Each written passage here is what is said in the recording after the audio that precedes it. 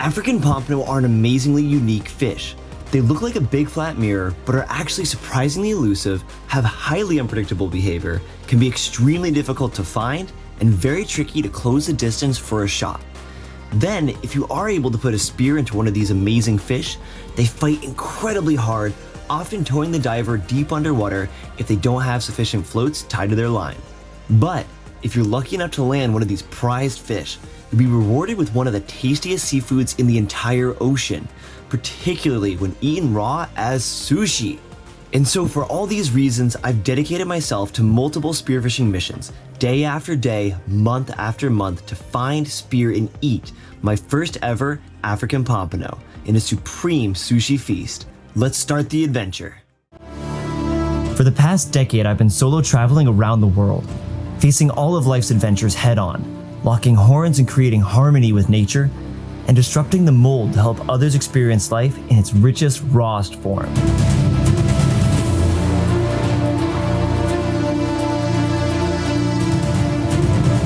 Welcome to my life of adventure. Let's dive on in. This adventure took place more than a year ago while sailing and cruising throughout the Bahamas. For months, I'd been enjoying my newfound unlimited freedom aboard my newly refitted and fully self-sufficient sailboat, Adventureborn. Sustaining myself and crew every day with what we'd catch out of the ocean, it was paradise. But I was ready for my next challenge. I'd been hearing rumors of a particularly remote area in the Bahamas, known for fast currents, lots of sharks, and occasionally the ever-elusive African Pompano. It was too much to ignore, so we loaded up the dinghy, readied the Polespears since spear guns in the Bahamas are absolutely prohibited, and got ready for a full-on spearfishing mission.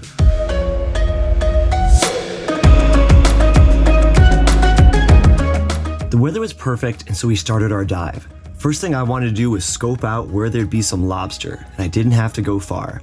These lobster are a guaranteed dinner, but they'll also serve as chum later. But first I wanted to scope out the deeper areas.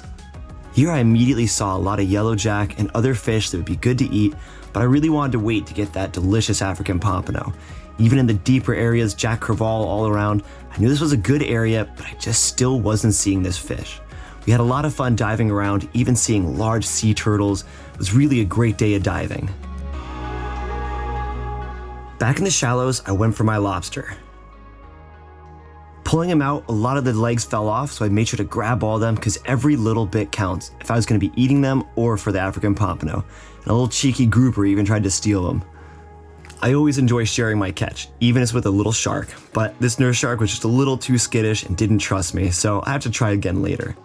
I started looking in some caves quite a bit further down. I was happy to see in the very far back some more lobsters, but I found these discarded shells. No lobsters were harmed in grabbing these, and I figured, hey, every little bit counts for chum. The day's dive would be continuous from going to shallows looking for lobsters and these deeper sections where the current would really race through. Here you can see several hogfish, but didn't really want to spear any of those just yet. Still admiring all the other fish around, such a beautiful area, and plenty of big yellowjack. These fish are delicious eaten raw.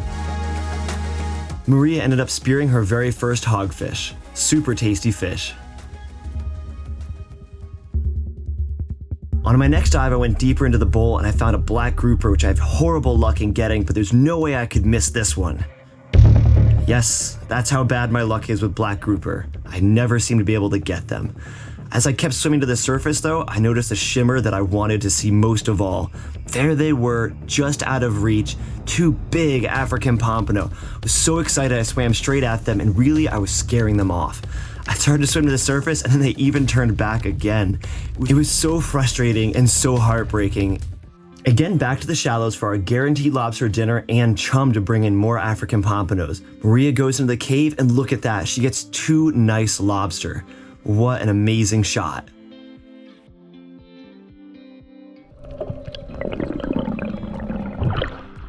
What a killer, hold that up.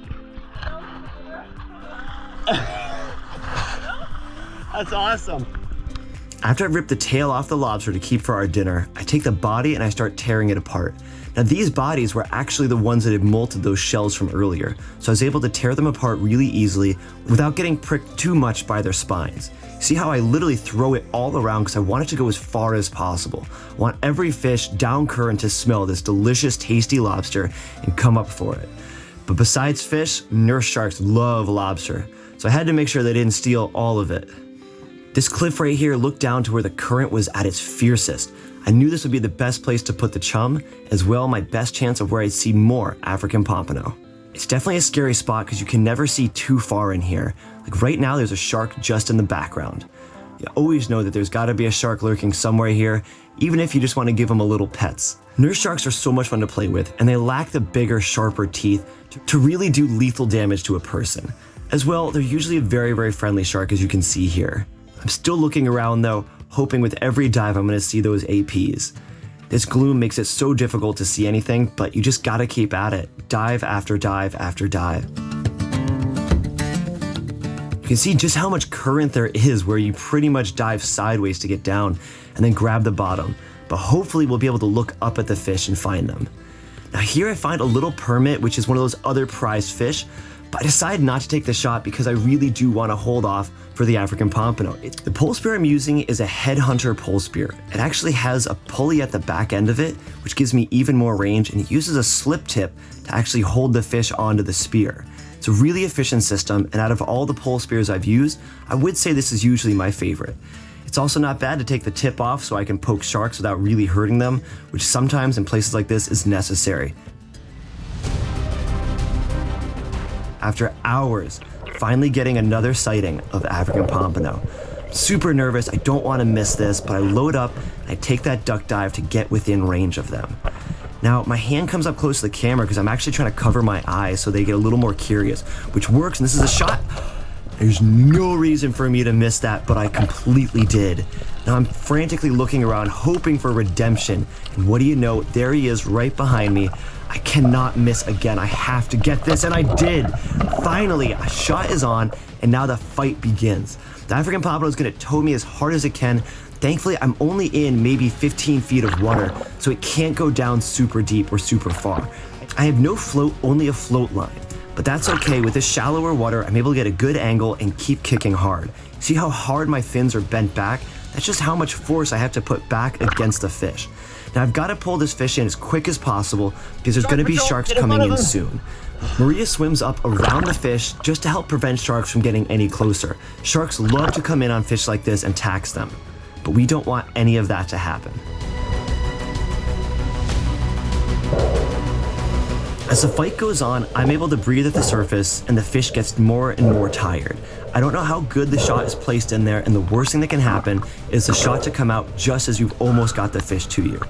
Here you can even see how the bungee of the Polespear actually helps to lessen the load when it's trying to swim away. This is really good just to hold the spear in there, but I've got to stay consistent, I've got to keep fighting and bring this fish in. Once I can get my hands on it, sharks are much less likely to come in and tax it, and the fish is much less likely to get away.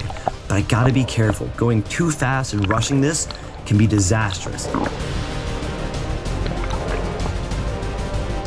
I'm so close now, I can almost grab the fin.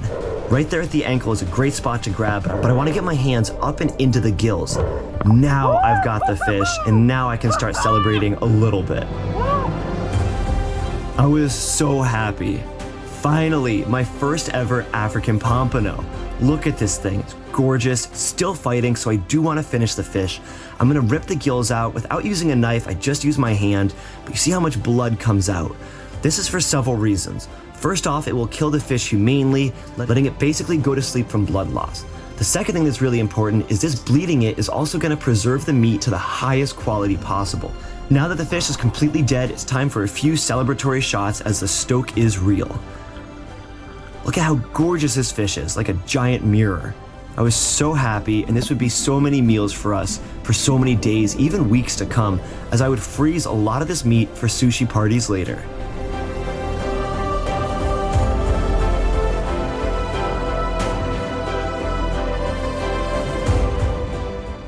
Now you see this nurse shark as well as many other are starting to get pretty curious of what's going on. It's a big misnomer that the blood is what attracts sharks in the water. It's actually the vibrations of the fish, which we've already really gone past. So now the sharks are just looking for a corpse and they won't get too close to me. Now these are either small bull sharks or most likely Caribbean reef sharks. These are sharks that have the ability to kill us, but you see how timid they are around us being confident with them. This is something I've learned after a lot of time diving with sharks, and I'm so confident that I'll even dive with the fish and pet other sharks. I don't recommend this. You really need to know what you're doing and have a lot of experience before you try doing something like this. But Marie and myself are both experienced with diving with sharks. I'm even going to throw some of the chum into the water just to give them a little snack further away from me. You'll often see nurse sharks and Caribbean reef sharks kind of hunting together. They're really going by smell, but they don't want to come up against me because they view me as another large predator. Nurse sharks, however, are a little bit more friendly, and I'll let them get very close to me, often even petting them, because they're just such a cool animal. They do not have the lethally sharp teeth that other sharks like bulls, tigers, and whites do. After diving with plenty of sharks, we finally get out of the water and it's time to celebrate this beautiful fish that will feed us and give us delicious meals for days and weeks to come. The stoke was so high and I was ready for a little photo shoot to celebrate the moment. Took us a few times to line up this magical shot, but I was so happy when I got this beautiful photo, one of my favorites of all time and really encapsulates the moment.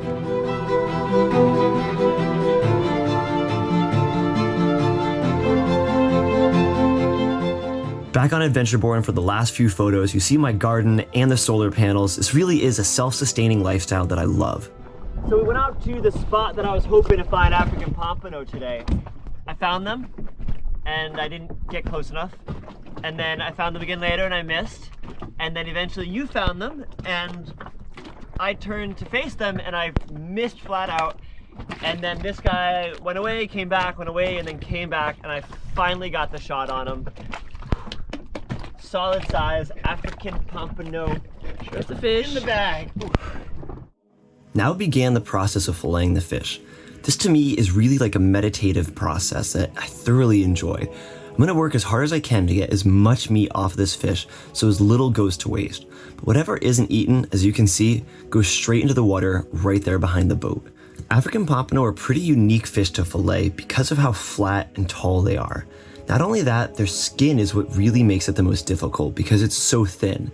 Fish like snapper and grouper are very easy to skin because they have big scales and the skin itself is very thick, so your knife rarely goes through it. But as you can see, if you look closely a few times, I get stuck with little bits of skin left on the fillet meat.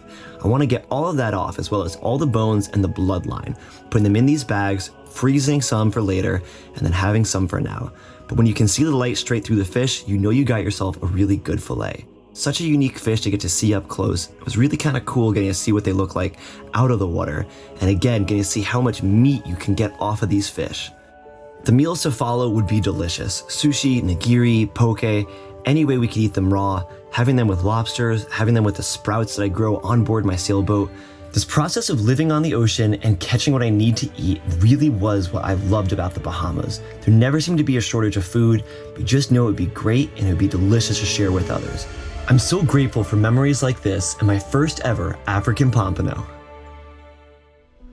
Thanks for joining me on this adventure. I hope you feel inspired to begin adventures of your own. Don't forget to like, comment, and subscribe.